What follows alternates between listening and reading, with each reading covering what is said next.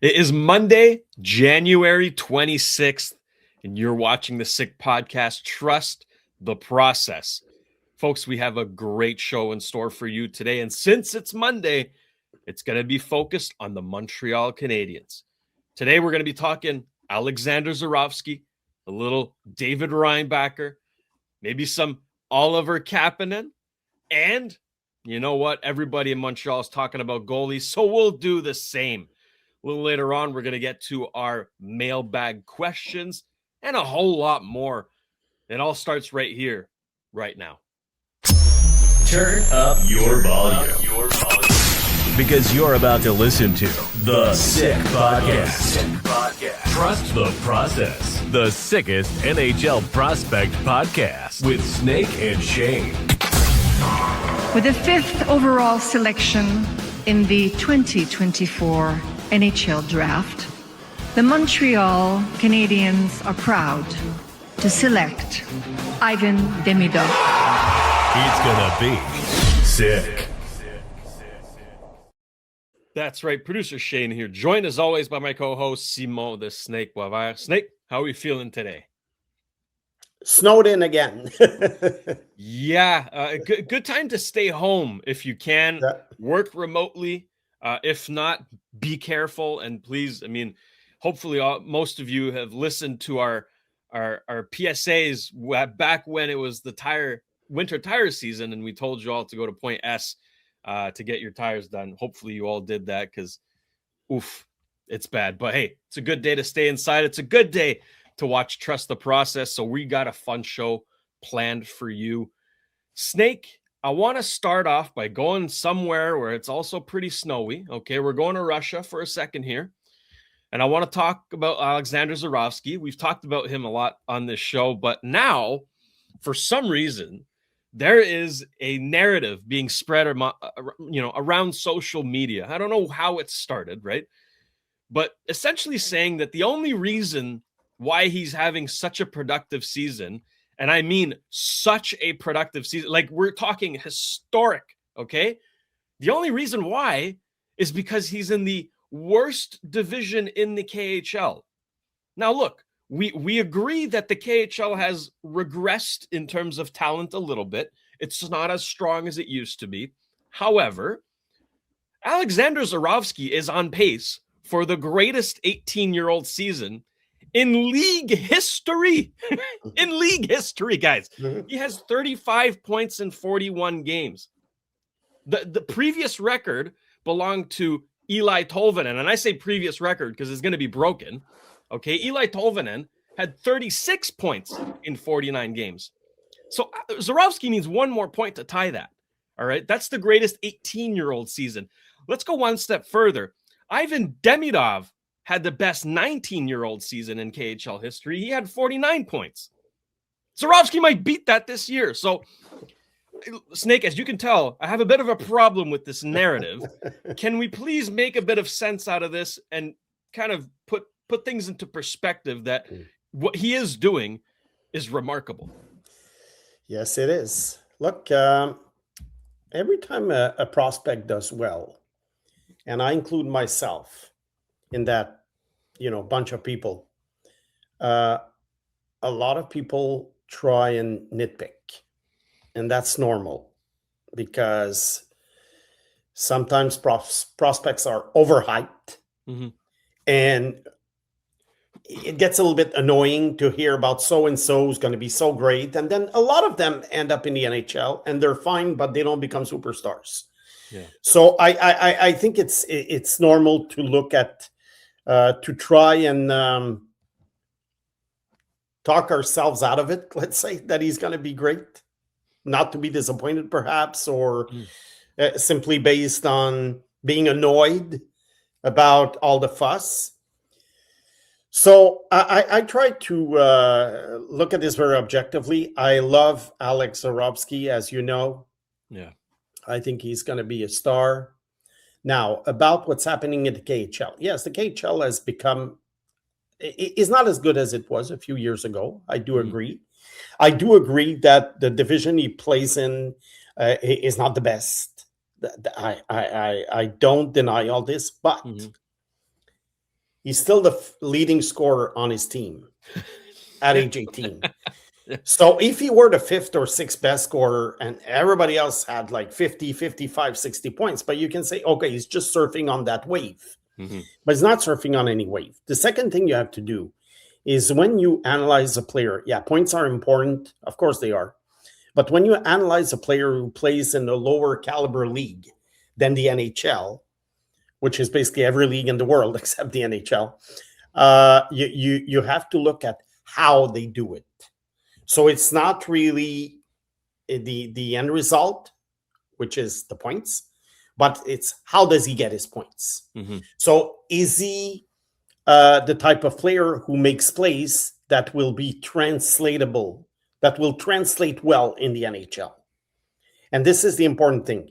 If the guy was scoring goals, basically because the goalie is always like too weak to stop the puck, then you can wonder. Because I know that sometimes when I scout, let's say, midget players or junior A players for junior hockey, sometimes some guys have incredible numbers, but you realize that, okay, is it going to work in the queue or in, because, okay, he scored 45 goals, but 35 of them could have been stopped easily by a goalie. And so I don't think that's the case with Zharovsky. And the hands that he's shown last year and this year, I mean, having good hands is having good hands. It doesn't matter if you play in Division A or Division B in the KHL. So to me, that's not a concern at all. And let's say, I don't know how many games are left. I know their season ends a little bit earlier, but there's maybe 15 games left, or maybe 10. I don't know, because he missed a few games. He only played 1 games, so he missed almost. I think it was 8 games that he missed. So let's say he ends up with 45 points or something. Well, that's almost the same total as Demidov last year, 1 year younger. Yeah. So I think the fact that he's young compensates for the fact that he might not play in the best division. And I'm just analyzing statistics here, which to me are important, but it doesn't show the whole picture. So to me, Zharovsky has had a season. I liked him, but I thought he's even better than I thought he was. I mean, Snake, he's 19th in the entire league for points per game. Yeah. As an 18-year-old. Yeah. Like what we're seeing in that kind here, of league where 18-year-old players, if you go on Quant Hockey, sorry to interrupt you, but if you go to Quant Hockey, you can that's what I was looking at, actually. you can click on the age, and then you see all the guys. No one is 16 in that league. There are a few 17-year-old players, but they barely play, or they've barely played any games. And then you look at the 18 years old and all that list, and only one name pops out as a really good point producer. It's Zharovsky. He's in a class of his own in that sense. And like you mentioned, Snake, look, people can say, okay, look at Eli Tolvanen, right? He was the previous record holder for the most points as an 18-year-old. Yeah. Well, okay, what was he, in Nashville before, right? Didn't really Nashville. work out. Now he's in Seattle, looking a lot better. Not the superstar that people thought he might become, but still, you know what? He's a very serviceable NHLer, and I think he's playing on a top 6 over there, and he's doing quite well. I thought he was going to be a 35 goal scorer, to be honest. So I've been a little bit disappointed with his performance, but overall, like you say, he's a very decent, useful top 6 player. So then now, if we look at translatable skills, you mentioned the hands, right? We're back on Zharovsky here. You mentioned the hands, and he's an incredible puck protector. I think when I see videos of him, that's really what stands out to me. He manages the puck so well. He knows where to go with the puck. That to me is an NHL translatable skill, and that's very valuable when you're talking about puck possession, controlled entries, sustained pressure. You need that. Those are very, very valuable skills. But what about the rest, right? What about the rest? We know the points. We know he puts the puck in the back of the net. He creates plays. What about the rest? Is everything that you're seeing NHL translatable? Yeah, because look, he can back check. Mhm. He's not the fastest skater, but he's not slow. He was a lot of scouting reports last year were saying that he was a below average skater. I don't agree that he's a below average skater. I Mhm. think he's fine. I think he's fine. And so I'm not worried about his defensive game. I'm not worried about his effort level, competitiveness, which is very, very important, and which is someone that Russian stars are blamed for not being, if you see my point. Yes. One guy plays for the Flyers, I think. Mm. One of them. Sorry, Sammy. So, yeah. Look, I like Michkov, so I'm not gonna deny that I thought he was going to be better, but look, it's only his second season. But that being said, I think Zharovsky, he doesn't have any glaring weakness that could prevent him from being an excellent player in the NHL. Mm-hmm. No player is perfect, obviously, and we can nitpick, but sometimes you see players and you're thinking, oh, this could be his Achilles heel in the NHL. Could be skating. It could be the size. It could be I don't know the foot speed. I don't see any issues with this guy. There you go. So I know he's going to be playing in the KHL next year. Some listeners have asked us, is there any way he could get out of the contract the way Michkov did? I doubt the Canadiens would necessarily want to bring him here next year. He's in a good spot right now. He's getting good minutes. Fine. Yeah, he's playing, and that is the no problem. Roman Rottenberg. Exactly. So it's so as long as he's playing, I don't see any problem for him being in the KHL. If he played like 10 minutes per game, and he was on in the stands, every other game, then I would say get him out of there. But no, he's playing. So another year, and then probably when he gets to when he turns pro, comes to North America, he's already a pro, comes to North America at 20, I don't think he'll need to go to Laval. Sorry, Rocket fans, I don't think you guys are going to see him. No chance. No chance. No, that's a great point there. But so, I mean, all that to say, you know what, this narrative is a myth. Okay, it's been debunked. We're the Mythbusters here today. Debunked.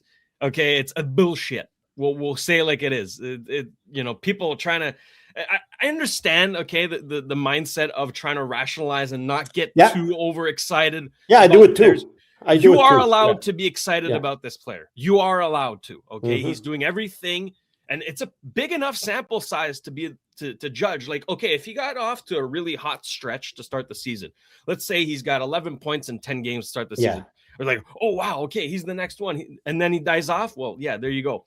41 games, however, and he hasn't died off, and if anything, he's improved. So the sample is big enough for you to be excited. It's okay, Habs fans. It's okay. You're allowed to be excited about this guy, and he's worth being excited about. Last question I have for you, Snake, on Zharovsky is more so where he'll fit in the lineup. Now, it's obviously impossible to predict because we don't know what the lineup will look like. However, if you were to ask you what kind of profiles would fit best on a line with him? Oh, that's a tough one. What would you say? That's such a tough one because we don't know exactly 2 years down the road what the situation will be at center with the Habs. We know Suzuki's going to be there, but we don't know who's going to be there. Will it be Kapanen? Will it be Michael Hage? Will it be someone else that they traded for? Not impossible.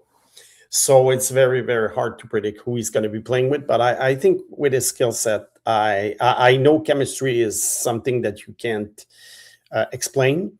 But I think he's the type of guy who can play with pretty much anybody. So he could play with Suzuki. I mean, it would be fine. If he plays with another guy, it's going to be fine. I just see a top six player who's going to get lots of minutes. Maybe not in his rookie season, because don't forget, a rookie's a rookie. But it won't be long before he becomes an impact player, probably at the age of 21, 22, I would say. I like the term impact player here. He is not a complimentary player. No, not at all. He is a guy that can drive a line, Snake. Yeah, which is fantastic considering they got him in the second round. And I always say that, if you're going to win championships and sometimes you're going to quote unquote tank, to get top 5 picks like the Sharks did and the Blackhawks and, to an extent the Habs. And they got 3 top 5 picks with Slav, Reinbacher, and Demidov. You have to you can't just rely on these guys. And you can't just rely on free agency because free agency, very often it's older players who are usually overpaid. You can find little gems here and there for the middle of the lineup or something, but usually, are you going to give 8 years to a 28-year-old Mitch Marner? I mean, that's a choice. That's a choice. I mean, Vegas could win with him. I'm not saying it's necessarily a bad decision, but I'm saying, is this the path you want to go? You want to follow when you have a young team and you want your core to be in the same age group. Yeah. Anyway, that's not really the debate. But the point is that one thing you need is that you have to hit on second, third, fourth, fifth round draft picks. And it's the Habs have hit on Lane Hutson, that's for sure. Mm-hmm. And Jacob Fowler. Yeah, we'll see. It's early, but it's early. I mean, yeah, and you trending that way. You can say also that the previous administration hit on Kapanen, at 64. But again, we'll see. Kapanen, Fowler, we'll see. But Hudson, we know, and Zharovsky, we'll see. But he could be another one. You need these guys because let's say you get 3, 4 top 5 picks. Well, there's 20 players on the team. How are you going to get the 15, 16, 17 other players? There you go. And you have to have this. So if you look at every championship team, they always found little gems here and there. The Blackhawks had Duncan Keith in the second round. Yeah, they got Taves and Kane, but they had Duncan Keith in the second round. So that's an example. The Conn Smythe, he won the Conn Smythe. Yeah, so that's an example. And so I think they're on Zharovsky's on the right track. Yeah. Snake, you mentioned Oliver Kapanen, and at the top of the show, I said we'd be talking about him. And the topic never goes away, especially it never does. Especially when I'm on a podcast somewhere in Montreal. But hey, look, I think it's worth talking about because and I encourage everyone to do so. But I listened to Mathias Leserpin, and you guys had a little discussion, and you mentioned that Kapanen plays more like a winger, and I thought, well, yeah, he does. You look at the facts, okay? Let's look at the facts for a second. He only has 6 primary assists this season, so he's not a playmaker. That we can concur. He's not a playmaker, and the eye tests confirms that. Yeah, confirms that. Okay, he's not a passer. He's not a playmaker. That's already one dash against a centerman. A centerman needs to be feeding his wingers. Okay, he's 47.5% on faceoffs. So again, he doesn't have the specialty there. No. People will say, well, he's a 200-foot player. Okay, he's fine defensively, but wingers can be fine defensively. That's not, solely on the center. Obviously, he doesn't drive his line. However, he's a great complement to his line because both of his wingers are line drivers. And he's kind of found his success as like a complementary finisher role, if you will, right? Yeah. He gets in the right spot. He puts the puck in the back of the net. That's kind of what he does, right? So right now, I just described a winger to you, right? That's not a centerman. So on a contending team, okay, will he be a center or a winger? Again, it depends on the depth chart. Depends on who the Canadiens find. Perhaps if they get another top 6 center from, it could be Michael Hage or someone else, then he becomes a 3C. But then do they make other trades to find a 3C? Who do they want him to play with? Because a guy like Kapanen, if he's a winger who depends on his line mates to make plays for him, the players better be good. Yeah. And this is the thing with Kapanen that we don't know yet because it's a small sample. He's played 52 games or something. It's a very small sample. What we don't know yet is what if he doesn't play with Demidov? That's it. He That's might, the question. or he might not score. One thing is sure, and regardless of who he plays with, he has a very good shot, and he has an ultra quick release. Mm-hmm. And he positions himself very well to shoot, usually in an empty net. And usually if you shoot in an empty net, it's either because the guy you play with made a great play, mm-hmm. so everyone's confused and the goalie's confused, or you're very, very well positioned to find the empty space, because he always seems to, no one checks him. So at some point, at first, you can blame the defense. Oh, he didn't pick up his guy. Yeah, but at some point when you've done it, I don't know, 10, 11, 12 times during the year, it probably means that you're pretty good at getting open. But Demidov is also a fantastic passer. That's so you see why I don't know. I don't. What we know is that he has a quick release and a very good shot. That's what we know, and he gets open. That's it. Now, if he plays with I don't know, Jake Evans and Gallagher, what's going to happen? Yeah. His role, I think it's still up in the air. It's still a question mark. Yeah. I personally don't see him as a center. Me neither. You know, like right now, the thing is, he plays. It's very weird, but he's a center that plays like a winger, and his wingers play like centers. Yeah, which is why that line kind of works, right? Yeah. Some nights they're getting caved in. Other nights they're the best line on the ice. Exactly. So that's more so because of their age, I think.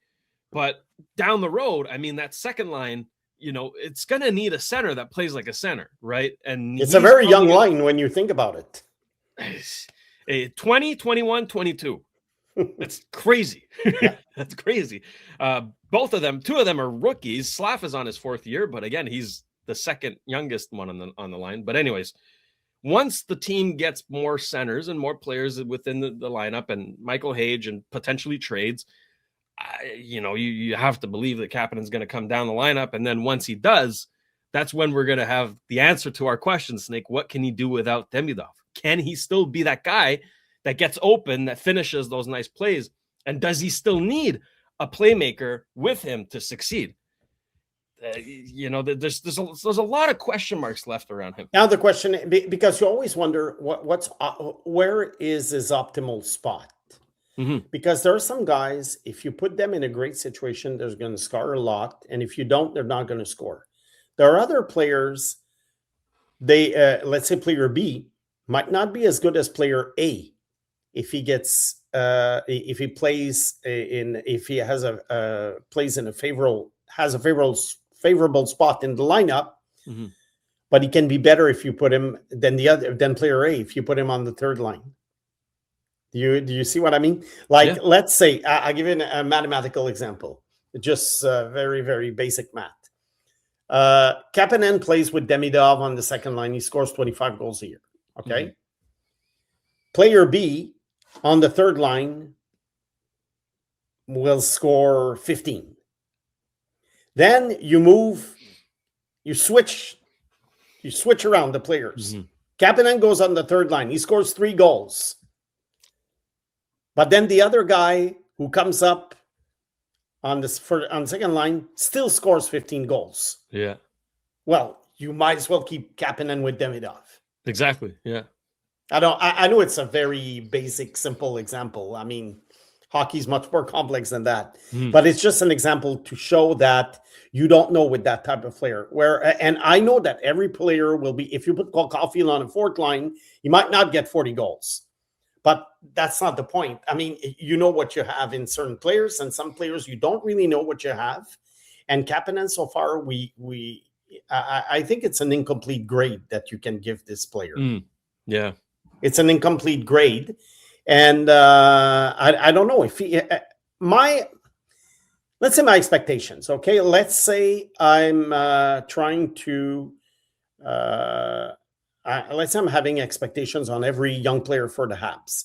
if Kapanen, let's say, plays on the third line and scores 13 to 15 goals, I think it's a success. Yeah, slam dunk. If you find someone better than him, let's say for top six, I think it's fine.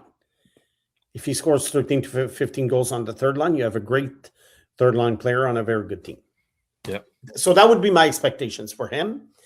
And if he stays on the second line, you have to expect at least, I would say, on a yearly basis, you have to expect 25 goals if he stays on the second line. Because otherwise, or most probably you're going to find a better option. All right. And Time will tell.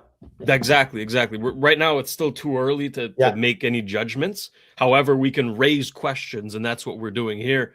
And another point, Snake, that is kind of hard for us to evaluate, right? We kind of do on the watching the games, but only the players know, and that's chemistry, right? Yeah. Sometimes chemistry trumps talent.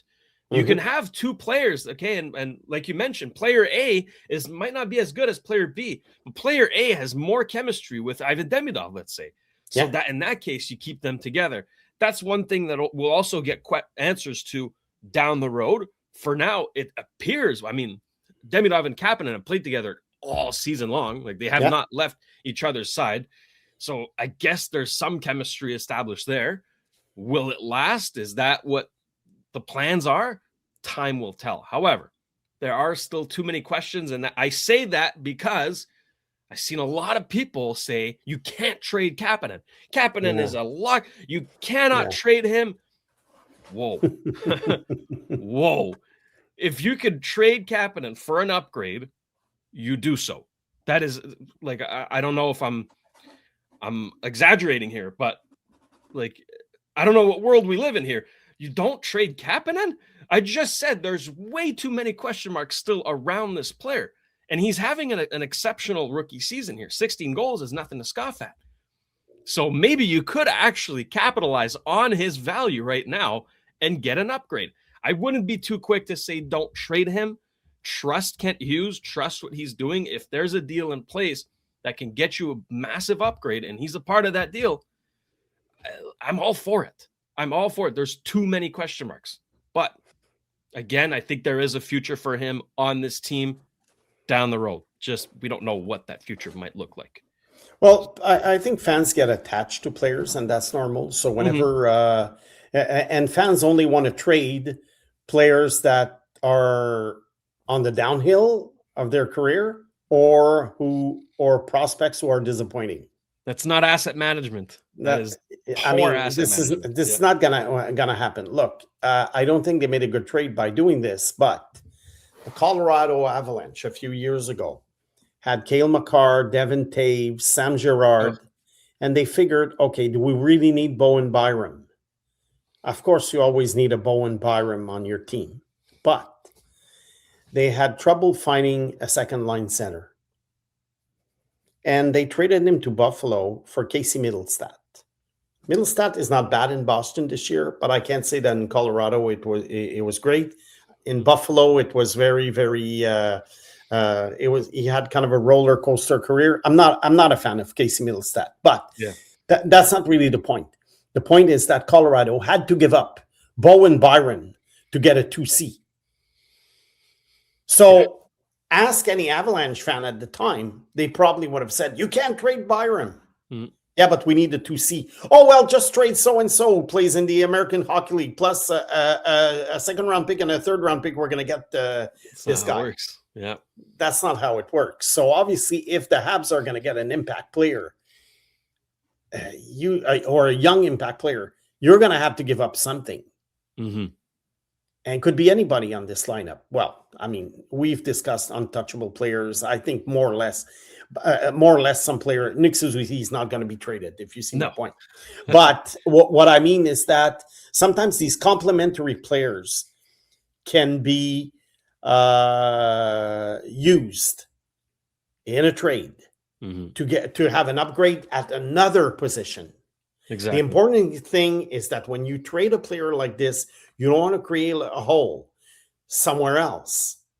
Colorado was fine. They survived because they had Makar and Taves. So, okay. But if you're going to trade let's say, a scorer, and you only have one scorer on the team. Yeah. Math isn't mathing. No. Yeah, exactly. So you always have to trade surplus. You remember, I don't know if you guys did that, but when I was a kid and I had hockey cards, what we would do, we would look at our collection, and we would always trade the cards we had too many of against something we didn't have, and vice versa. So if I had 3 Guy Lafleurs, well, and I didn't have a Jacques Lemaire, well, I would trade a Guy Lafleur to someone who had 2 or 3 Jacques Lemaires. You trade from a position of strength. Exactly. And exactly. And I think teams right now, and I've heard general managers say very often, we're not trying to screw the other GM. Mm-hmm. It's not about winning a trade. It's about helping each other. And if I become the better team, fine. But it's not about, I'll try and give you damaged goods so you can give me this. And no, it's more like, okay, I have too many Ds. You have too many wingers. Mm-hmm. And I've seen trades like that occur in junior hockey. And that's like, okay, I have 4 left-handed defensemen. You only have 1. And I don't have many defensive centermen. You have 3 of them. So that's the type of trade that you can make. We just saw it with Bolduc for Mailloux, right? Yeah. St. Louis had too many Bolduc, wingers. Mailloux. Montreal had too many defensemen. Here you go. There you go. So it's not about who's going to win the trade. It's about which team is going to be better because of the player that they acquired. But if Bolduc becomes a 25-goal scorer and Mailloux ends up in the AHL, or vice versa, if Mailloux becomes a top 4 defenseman and Bolduc ends up doing nothing, then it's not about, we lost the trade. It's more like we made a bad trade in terms of what we received. Because what we gave up, we were going to give it up anyway because we had too many of them. So I think it's, if Bolduc doesn't pan out, it's not, and Mailloux does, and the Habs are doing well on defense. It doesn't matter if they gave up Mailloux. What matters is that, you only got Bolduc for him. Yeah. I don't know if I make any sense, but no, it's a pinpoint exactly how it works, and those mock trades on social media blow my mind. They're funny. Oh yeah, honestly, like I just laugh, right? Because come on. But look, moving along now, and I think this is a perfect transition. You talked about wanting to trade damaged goods, right? Yeah, and I think it's a perfect opportunity to talk about David Reinbacher, who might be yet again injured. Yeah. This is ridiculous. Poor kid. And look, he got hit in the head. We don't have an update, right? Whether it's a concussion, whether it's a collarbone injury, we don't know. He didn't finish the game, however. It was the skate of the guy it was a skate, I think. It was a skate. Oh, I saw like a shoulder check to the face there. Okay. We don't really know. Yeah. Point is, I've seen so many people on social media say, trade this guy. He's always injured. Trade him. You're going to trade him at a loss if you do that. Like, you're better off holding on. That's what I don't understand. Like, if you trade David right now, his trade value is fairly low, right? He's injured. He just came away from an injury at the start of the season. He had an injury last year. Like, you need to give him some time, some runway to develop and see what you actually have before you trade him. If you trade him now, you're going to lose the trade no matter what. Like, you're not going to get proper value for him. So that's, I get a little carried away with that because that pisses me off. I think that's a ridiculous narrative. But Snake, what do you think? Okay. Well, if someone were to offer you a trade for David Reinbacher, at what point do you accept it, and at what point do you say, okay, no, like I'm holding on to this guy? One thing is sure with young players who are drafted, let's say in the top 10 or 15, okay, most of them, within the next year or 2 or 3 or 4 after they're drafted, most of them are not worth the pick that was used for them to be drafted. So right now, there's no way the Habs can approach a team at the draft this year in June and say, give me the number 5 pick for Reinbacher. Yeah. But guess what? Do the exercise for most of the guys drafted in the top 10 in the last 4 or 5 years. You're not going to get that value for the said player. Mm-hmm. Like I give you an example. Mathieu Savoie. He was drafted number 9 by Buffalo. He was traded for Ryan McLeod. I like Ryan McLeod, and I think he was someone that the Buffalo needed. Yes. They had too many small skill players. They got a great middle of the lineup, third liner. That's fine. But Ryan McLeod, Mathieu Savoie, was not worth the number 9 pick 3-4 years later. He was worth a third liner. Mm-hmm. So the list goes on and on and on. I mean, of course, if you're going to offer Demidov, you're going to be given more than the number 5 pick. Okay, so there are exceptions, but I'm saying most of them, you'll wonder. I mean, Kevin Korchinski. I'm just throwing names like that. He was drafted number 7. Do you think you're going to get the number 7 pick for Kevin Korchinski? You mean 7th round pick? Like, sorry, bad joke, but yeah, I know what you mean. You know what I mean. So in terms of Reinbacher, yes, he has lost value since his draft, but it's kind of normal that he would lose value. Mm-hmm. However, how much value has he lost? And again, this weekend could be bad luck again, or it could be that he doesn't protect his body well enough. It could be another deficiency in his game, because there are some guys who are never injured and some guys were always injured. Nick Suzuki is never injured. I mean, he might be injured. He must play injured. I'm sure he does. Mm-hmm. But I mean, a real injury that takes you out of the lineup for games and games and games. It's never happened to him. Is he stronger? Is he smarter on the ice? We don't know. We don't know. But the point is, right now, you're asking me what I would take for Reinbacher. It's early. It's early. I don't want to give him up right away. That's it. But I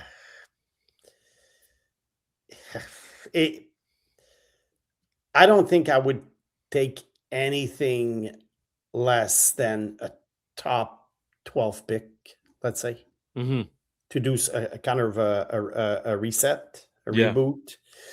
But again, depends on who's available. But yeah, maybe a top 12 pick or another young player who I like, who might have been injured a lot. Mm. And you're not sure. Someone in the similar situation. Yeah. Now, let's say a Trevor Conley. I know I love Trevor Conley, so it might not be. No, but regardless of what I think of Conley, he's a young player who is always injured. Yeah. And honestly, he's one of my favorite prospects of the last few years. You know that. Longtime listeners know that. Mm-hmm. But honestly, I'm getting worried. He is always injured. So if we're going to be concerned about Reinbacher, well, I'm going to be concerned about Conley too. Mm-hmm. Because it's not normal. I mean, Conley's 19 years old. He's always injured. Reinbacher is 21 now. He's always injured. Mm-hmm. Kirby Dach, well, in my book, that ship has sailed. Yeah. That's another story. He's 24, 25. I think he turned 25, whatever. But yeah, you have to. So either you trade him for another guy who's often injured but talented, mm-hmm. or, like I say, a top 12 pick. That's the kind of deal I would take for Reinbacher. I wouldn't just give him away. I mean, no. Because if you give him away now and he pans out, well, why did you do it? If you don't give him away and he doesn't pan out, well, you would not have gotten much for him anyway. No, exactly. So you have to put him in the bad debt section, in accounting terms, it's a bad debt. Yeah. It's a write-off. Yeah, that's the word. It's a write-off. And at some point, if he becomes a write-off, well, look, it's happened before. I mean, you can't bat for 1,000 when you make draft picks. No, and look, I'd rather they swing on a player with that kind of profile and hold on to a player with that kind of profile who may have a bit of an injury history, okay? Because how many right shot defensemen who are 6'3", who move as well as he does, who can do all the things that he does on the ice, who bring, unique characteristics to the team. How many of them are there? How many of them are available out there, right? It's a very rare type of player, and one that, you know what, I can't fault them for using a 5th overall pick on. Like, when that kind of player presents itself, you look at pretty much every Stanley Cup championship team. They all sort of have a player like that, right? You have to swing. You have to keep this player. You have to see what you have in this player. So far, look, you can say he's injury prone. I'm not there yet because it's a lot of bad luck. I mean, he blocked a shot with his hand, broke his hand. Yeah. Right? Yeah. Like he gets hit in the head. Not much you can do there, right? Falls on his leg, snaps his knee in half, basically. Yeah. That's bad luck, right? However, if there's a recurring injury, right, if the same thing keeps happening, and especially if it's a non-contact injury, that's when you raise the red flags. For now, he's just stricken with bad luck. Like, it's really, really bad luck. So give him some time. Do not give up on this player yet. I think that would be a major, major mistake. Snake, moving along now to goaltending. Okay. Oh, yeah. That is the topic in Montreal because, well, it hasn't been good in Montreal. Okay. This season as a whole, goaltending, it's been among the worst in the NHL. I think they have a -8 goals saved above expected or whatever. Like, it's bad. It's really bad. And yet again, we saw it on Saturday against Boston. The team was in control. They were winning the game. Bad goal gets in. They lose the game, right? Now, Alexander Carrier has his fair share of the blame to take here.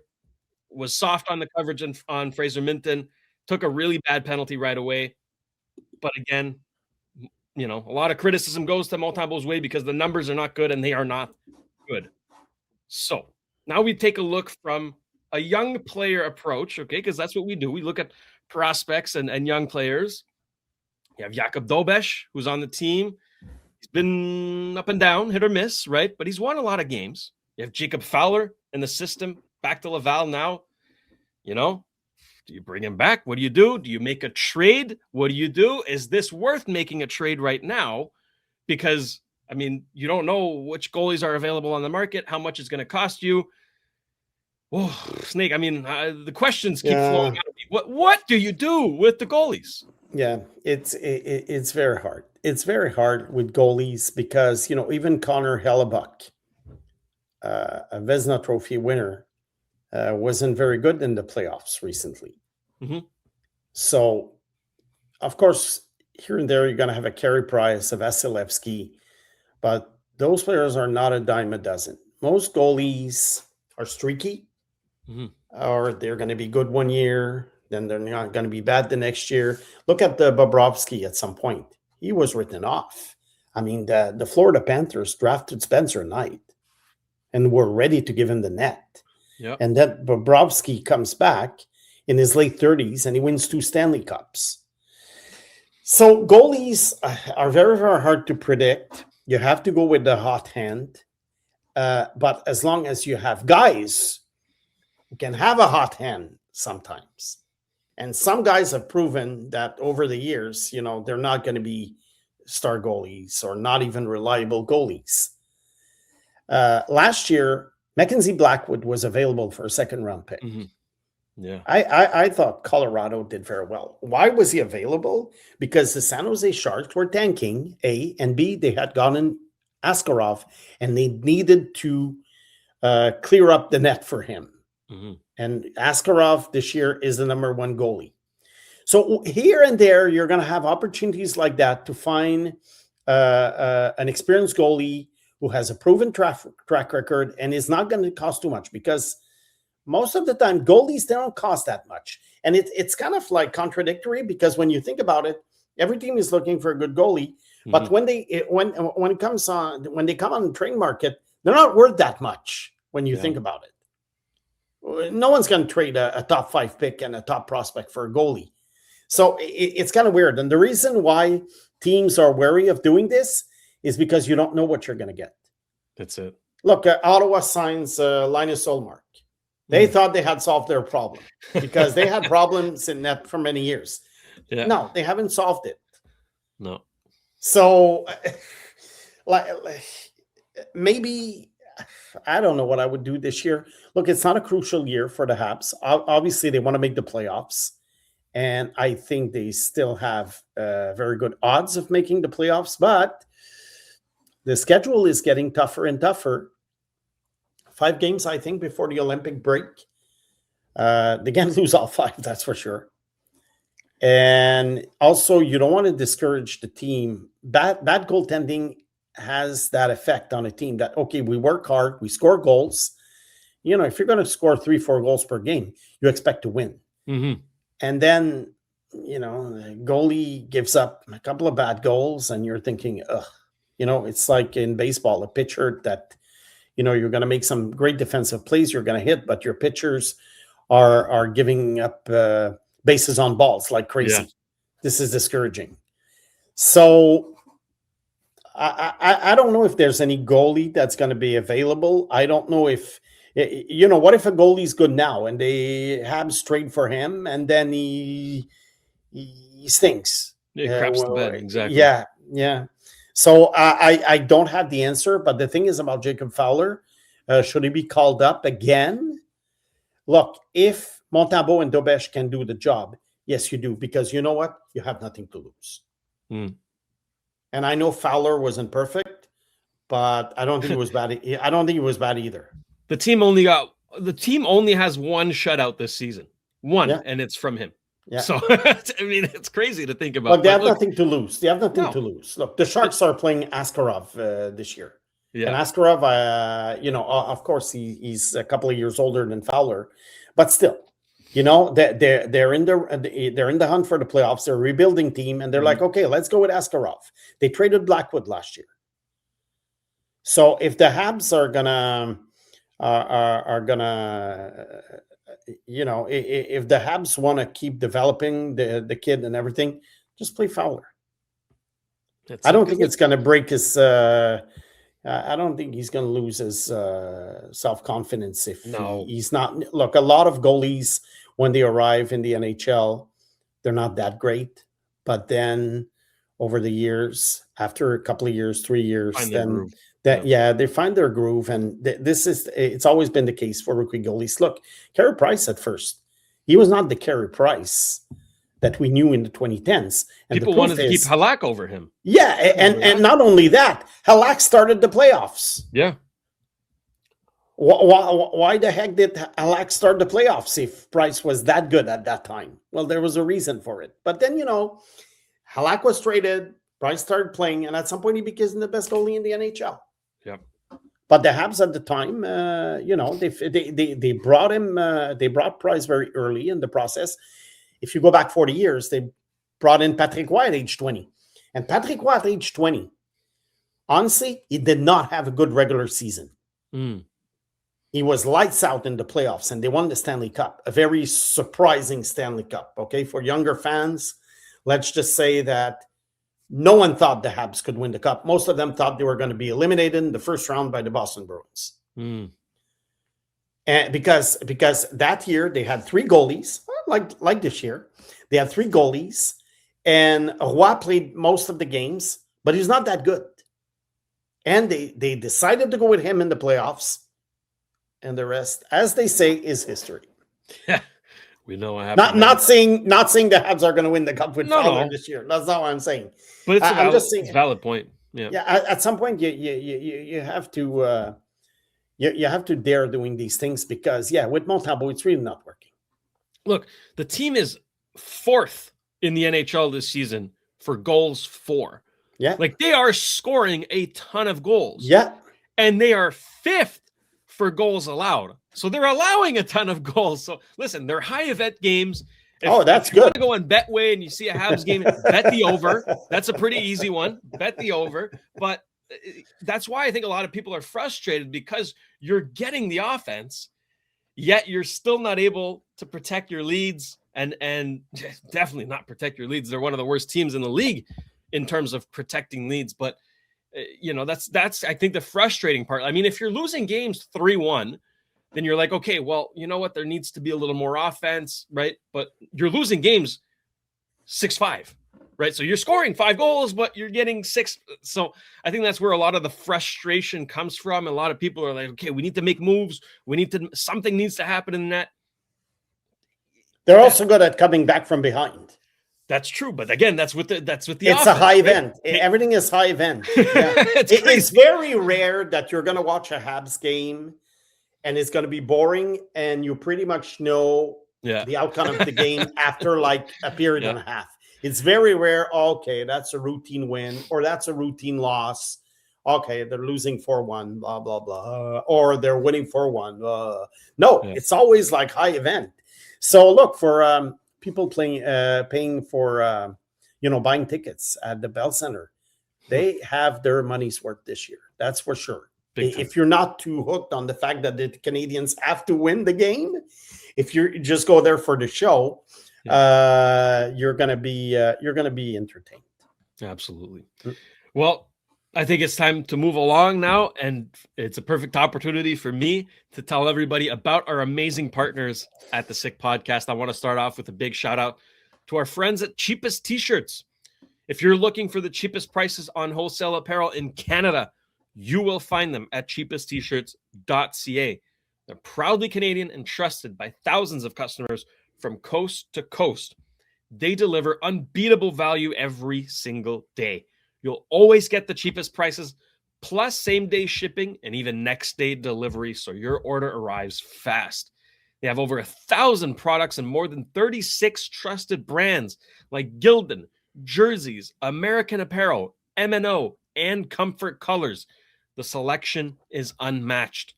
Plus, you can enjoy free shipping on larger orders and a simple, easy-to-use website that makes online ordering a breeze.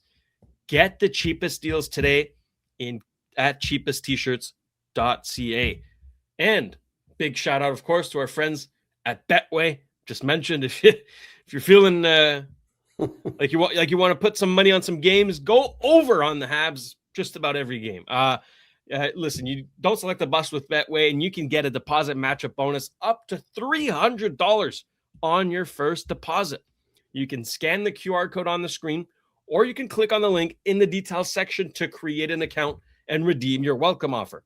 The offer is only available for new customers. Terms and conditions apply. The offer is not available in Ontario, and you must be 18 years or older. Please play responsibly. Snake, with that, it's time to go digging in the mailbag.